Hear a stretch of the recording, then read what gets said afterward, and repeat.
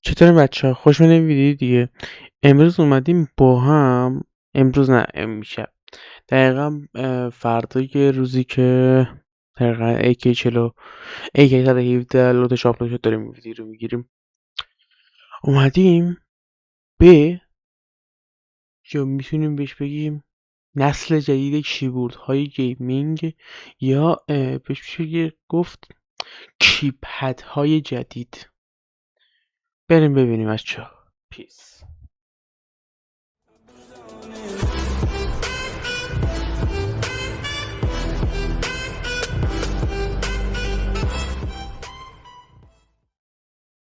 خب بذار بچه این داره از چنل لینیوس تچ تیپس چیز میشه، در واقع پخش میکنیم و اگه میخوایم بریم ویدیوهای بیشتری حالا ازشون ببینید یا هرچی.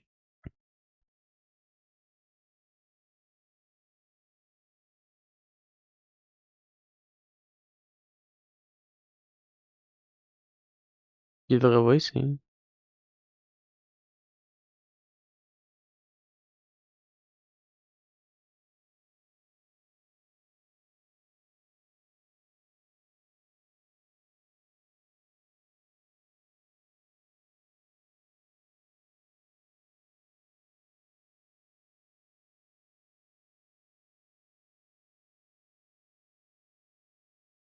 خیلی جالبه به نظر من.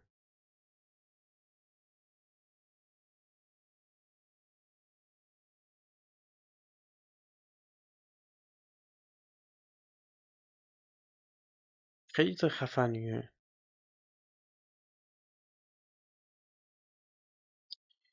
29 تا دکمه قابل برنامه‌ریزی داره در فاصله چند میلیمتری. پرام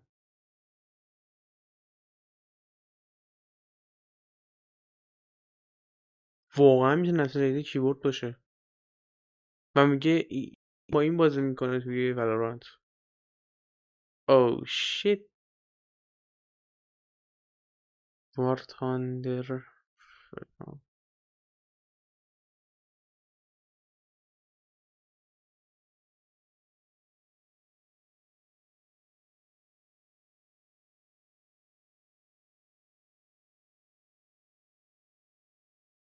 اولی شیت، برای چند ماه استعدادش کرده.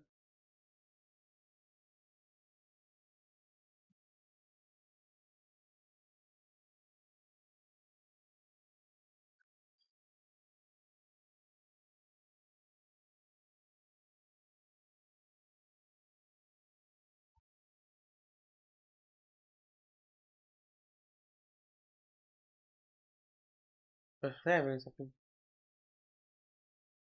حاجی. ببین مثلا همه کیبوردها یه قسمت کیبورد کات خورده. در واقع من اینا رو دیدم، گفتم یه موقع نمیگیرم ولی پشیمون شدم، چون کار ادیت هم میکنم. پشیمون شدم که همچین چیزی رو بگیرم. و این چیز جالبیه که میتونی خود اونو برنامه‌ریزی کنی.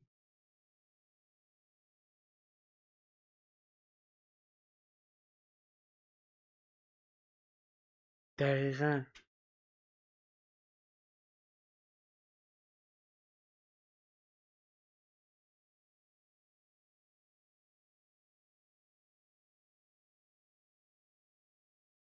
من خودم کیبورد معمولی رو بچه ترجیح میدم، ولی اینم چیز خفنیه.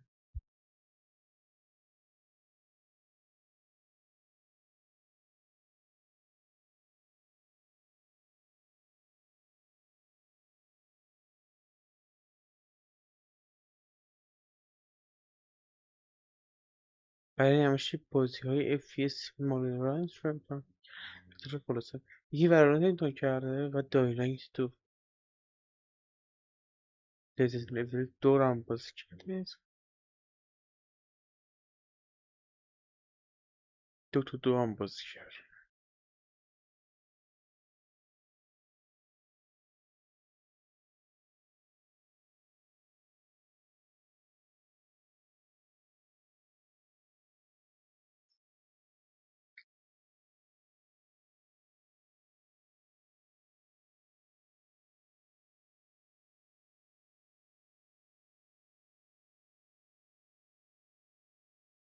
قابل تنظیمه.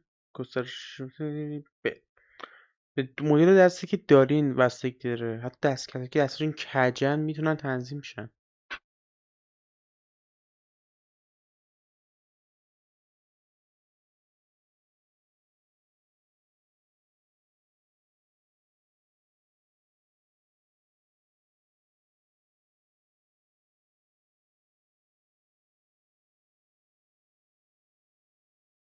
یهو 3D پرینتر احتمالا ساخته. نمیخوام حالا نظر بدی بدم.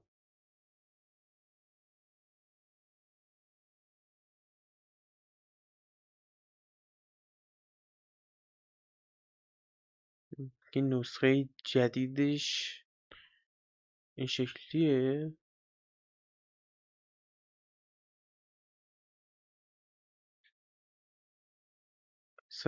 شو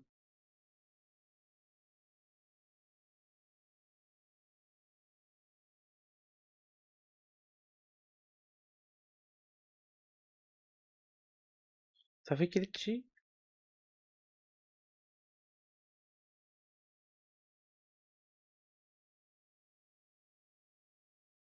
صفحه کلید هنوز پادشاهه. بابا بنازم بابا جان.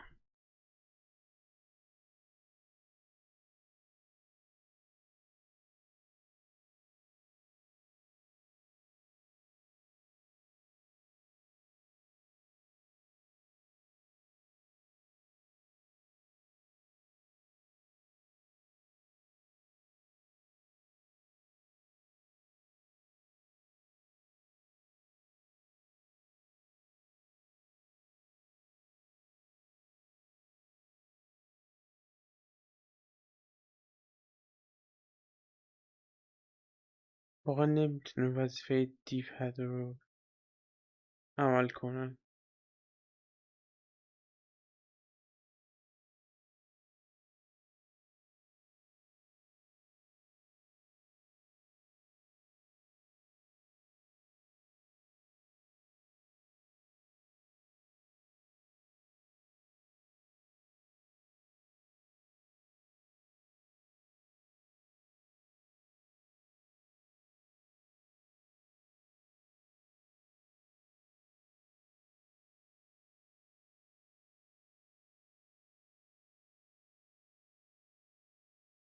مهم.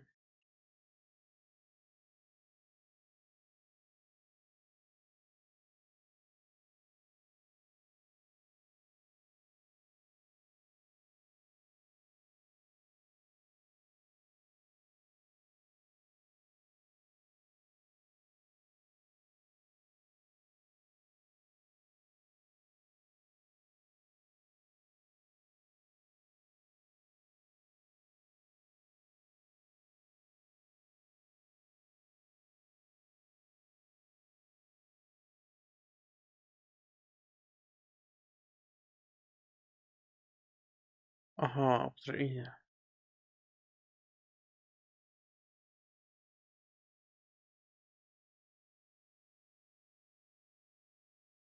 آره واقعا جالبه برای کسی که نمی‌تونه کیبورد بازی کنن.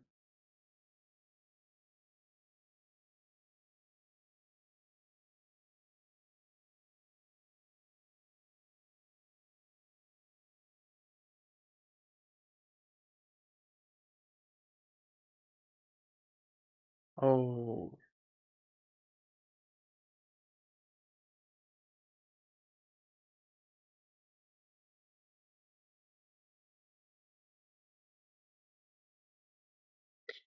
اوه شیت. بعضی از دکمه ها نداره خاطر همینه.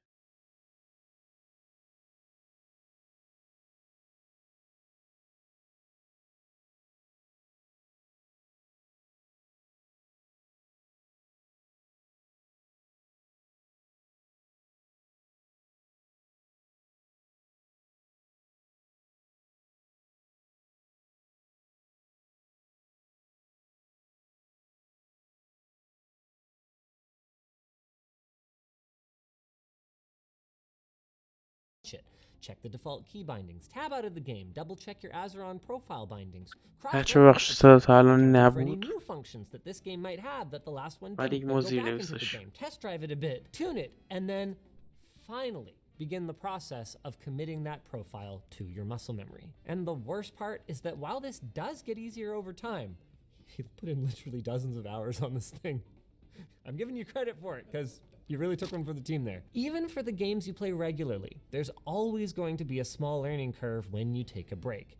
Maybe your friends went on vacation and you haven't touched Dying Light 2 for a few weeks. A prompt comes up and it's labeled as a key that you mapped it to. Can you remember where Q is on the cyborg in this profile?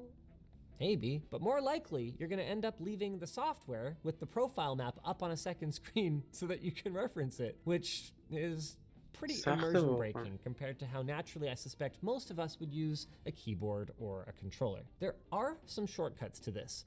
Profiles, for example, can be imported or exported, and the surprisingly vibrant community around the cyborg has created profiles for many of the most popular games. But as with the Steam controller, this isn't the silver bullet that you might hope it would be either. And Dota 2 presented us with a fresh problem. Plouf ended up having to make custom profiles not just for the game, but also for different heroes, depending on the usual items he bought and their number of abilities. To be clear, once it was all set up and working, he actually loved having everything at his fingertips like this. But the ability to just, on a whim, click on a different hero and say, yes, I'm gonna play as you this match was kind of gone. You can pay for Rewazd, which will apparently detect the game that you launched and swap profiles for you automatically. It's a nice little quality of life thing, but it's gonna cost you another $25 for that. بچه ها ویدیو اینم قرار بذارم براتون بی زودی برای که کسایی که وارزون پلی میدن خیلی این ویدیو مفیده. اصلا لو نمیدم چیه، اصلا لو نمیدم. شارم لو دادم تا کجا میدونی؟ آقا میگم جدی حالا بهتون با این برنامه آموزش شدم چجوری روی وارزون 1 وارزون 2 ایم اسیست رو بیاریم روی موس کیبورد. واو اینطوری یاد بکنید واقعا. That functionality at the time of writing, and it doesn't solve the every hero needs a different binding problem, only the I play a lot of different games one. But hey, at least it's comfortable, right? Well, about that. We found that over long periods of time, it was a bit of a mixed bag.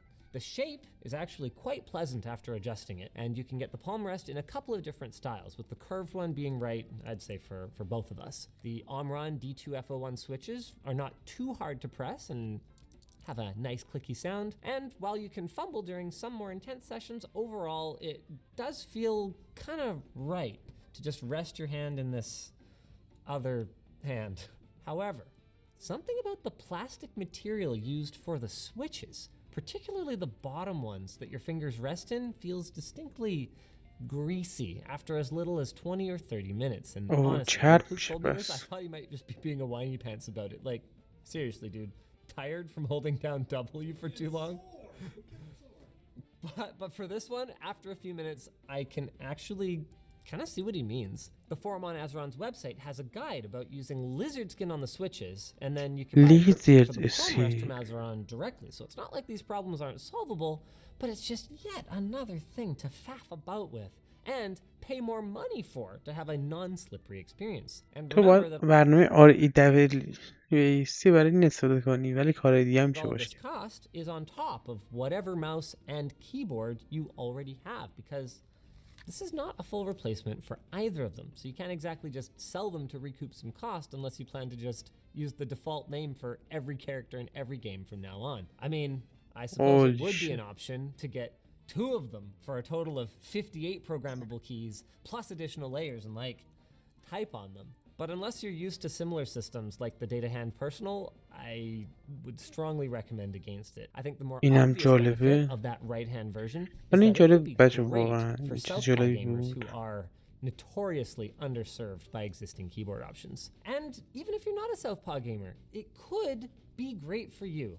I don't want this to come across harsh or overly critical, especially because the product does do what it says on the tin, and they certainly have a lot of happy customers. It's just that it is our job to make sure that you're up to speed on the potential downsides before you commit the desk space, money, and I'd say most importantly, time that it takes to adopt a workflow like this into your gaming routine, or to adopt our sponsor. War Thunder. War Thunder is a free نه اسپانسرشه. Watching, if you liked this video, make sure to check out بچه that لایک beta کنین، game video we سابسکرایب made last کنین، year. That one همین کارا رو is meant to بکنین. replace your keyboard, but has an even steeper learning curve. خب بچه این ویدیو هم به پایان رسید، ولی نظر من اینه که عمرن جای کیبورد رو نمیتونه بگیره، هیچی، مگر اینکه واقعیت مجازی این اتفاق بیفته براش که تو بتونی با دست و همه چی سر بری حس کنی، اون خیلی اون دیگه جاشو 100% میگیره. بچه تا ویدیوی بعدی فعلا پیس.